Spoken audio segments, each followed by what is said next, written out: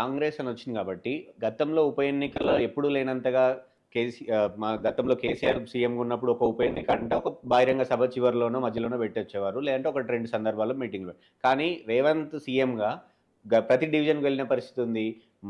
సహజంగానే అధికార పార్టీ నుంచి మంత్రులు, ఎమ్మెల్యేలు, ఎమ్మెల్సీలు, కార్పొరేషన్ చైర్మన్‌లొచ్చారు. ఇంత ప్రతిష్టాత్మకంగా ఎందుకు కాంగ్రెస్ పార్టీ గూడా తీసుకుంది ఇంత నెక్ టు నెక్‌గా అనేది అంటే ఏం జెప్తారు?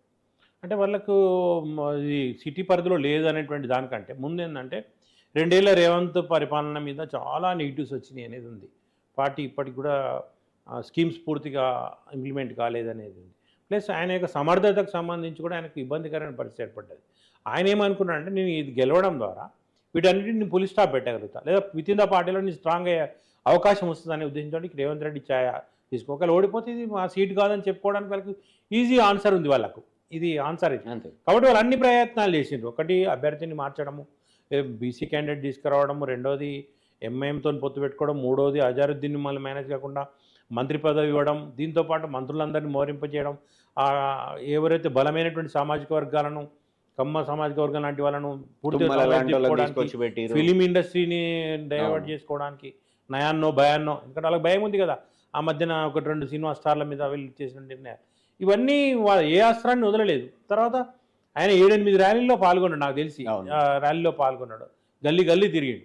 అంటే వాళ్ళు ఛాయస్ వదులుకోదలుచుకోవాలి. అంటే ఈ ఇంపాక్ట్ రేపు ఏం జరుగుతుంది అంటే వాళ్ళు నెక్స్ట్ ఆయనకు ఢిల్లీలో అడ్వాంటేజ్గా వాడుకోవడానికి ఉపయోగపడవచ్చు, లేదా ఆయన చేరు స్ట్రాంగ్ చేసుకోవడానికి ఉపయోగపడవచ్చు. మూడోది రేపు మళ్ళీ ఇదే సిటీలో గ్రేటర్ ఎలక్షన్ రావచ్చు, లేకపోతే లోకల్ బాడీ ఎలక్షన్లో పోవడానికి కావచ్చు. మూడో అంశం ఏంటంటే ఈ సిటీతో పాటు కొన్ని 1-2 తప్పనిసరిగా ఉప ఎన్నికలు వస్తాయని భావిస్తున్నాం. దాన నాగేందర్ స్థానం కావచ్చు, కడియం సిఆర్ చోటు, అలాంటి చోట మనం స్ట్రాంగ్గా ఫైట్ చేయడానికి క్యాడర్లో ఉపయోగపడుతుంది అనుకోని కావచ్చు. ఆయనే దాన్ని ఛాయస్ వదులుకోదలుచుకోలే కాబట్టి వాళ్ళు అన్ని ప్రయత్నాలు చేసిండు. అందులో ముఖ్యమంత్రికి అతిపెద్ద సవాలుగా ఆయన భావించిండు, ప్రయత్నం చేసిండు. సక్సెస్ అయితే గెయిన్ అయినట్టుగా ఫీల్ అవుతాడు పొలిటికల్గా. సరే అల్టిమేట్ రిజల్ట్ వేరు, ఎందుకంటే మనకు మునుగోడులో గెలిచిన 8 నెలలకే కేసీఆర్ గవర్నమెంట్ ఓడిపోయింది. రూరల్లో వాష్ అవుట్ అయిపోయింది, అదే రూరల్ వచ్చింది. కాబట్టి ఒక ఎన్నికకు ఇంకో ఎన్నికకు మనం చూడలేం. కానీ ఈ 5 ఏళ్ల పాలనకు ఆయనకు ఒక సేఫ్ గార్డ్ దొరకడానికి ఇది అడ్వాంటేజ్ అయితే అనే ఉద్దేశంతో ఆయన పూర్తిగా వాడుకోవడానికి ప్రయత్నం చేసిండు. అందరిని వాడుకున్నాడు. ఎవరెవరు నోళ్ళు ముయించాలో వాళ్ళు నోళ్ళు ముయించాలని ప్రయత్నం. సపోజ్ నేను ఎక్స్పెక్ట్ చేస్తున్నాను యాక్చువల్గా ఆమె ఉన్నందుకు తమ సామాజిక వర్గం పూర్తిగా వస్తుందేమో అనుకున్నారు కొద్దిమంది. బాగా ఫైట్ చేసేవాళ్ళు, చేయలే కదా వాళ్ళు, అంత ఓపెన్గా అయితే రాలే, ఎక్కడొచ్చిన సందర్భాలు లేవు.